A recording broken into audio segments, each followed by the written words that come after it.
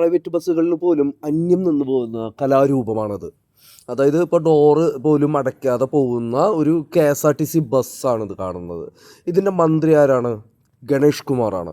അദ്ദേഹം സ്വയം തന്നെ പ്രഖ്യാപിക്കുന്നത് അദ്ദേഹം ഇതിൻ്റെ ബ്രാൻഡ് അംബാസഡർ ആണെന്നുള്ളതാണ്. പക്ഷേ സാധാരണക്കാരൻ പോകുന്ന വണ്ടിയുടെ അവസ്ഥ ആലോചിച്ച് നോക്ക്. മനുഷ്യാവകാശ ലംഘനം, അതായത് നിൽക്കാൻ പോലും ഇടമില്ലാതെയാണ് ബസ് പോയിക്കൊണ്ടിരിക്കുന്നത്.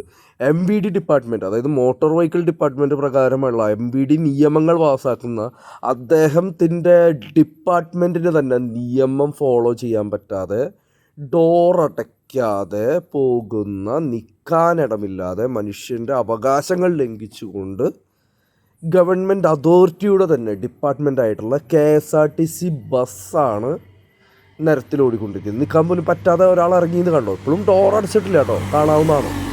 ഡോറടയ്ക്കാതെയാണ് പോകുന്നത്. നിൽക്കാനായിട്ടില്ലാതെ പിന്നെ എങ്ങനെയാണ് ഡോറടയ്ക്കുക? ഇതാണ് നമ്മളുടെ ഗവൺമെൻറ് ഡിപ്പാർട്ട്മെൻറ്റായിട്ടുള്ള KSRTCയുടെ പോലും അവസ്ഥ. ഇവരാണോ ജനങ്ങളെ നിയമം പഠിപ്പിക്കുന്നത് എന്ന് ചോദിച്ചുകൊണ്ട് ബൈ.